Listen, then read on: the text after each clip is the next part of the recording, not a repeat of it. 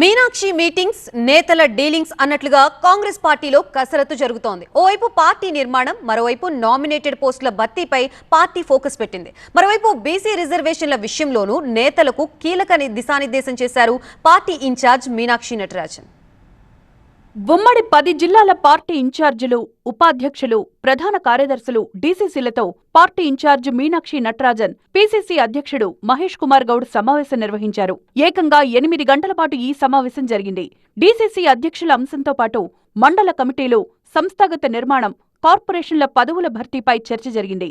ఒక్కో assembly segment నుంచి 2 పేర్లను ఫైనల్ చేసి మీనాక్షి నటరాజన్కు, పీసీసీ చీఫ్కు లిస్టును ఇన్ఛార్జీలు అందించారు.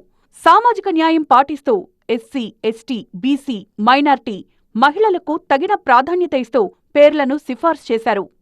ఈసారి యువతకు కూడా పెద్దపీట వేయాలని హైకమాండ్ భావిస్తోంది.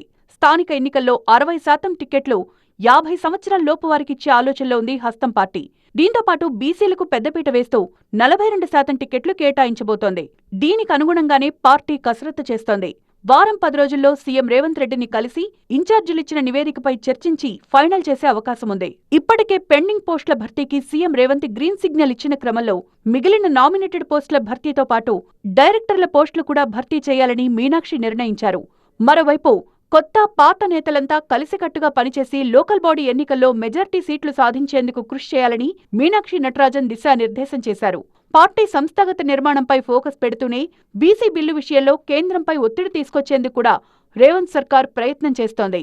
ఇక ఈ సమావేశంలో జగ్గారెడ్డి కీలక వ్యాఖ్యలు చేశారు. 10 ఏళ్లు అధికారంలో ఉన్నవాళ్లు బీసీలు పట్టించుకోకుండా ఇప్పుడు రాజకీయం చేస్తున్నారంటూ మండిపడ్డారు. బీసీలకు రిజర్వేషన్లు కావాలనే విషయం కవితకిప్పుడు గుర్తొచ్చిందా అని ప్రశ్నించారు. బీసీ కులగణన అనేది రాహుల్ గాంధీ నినాదం.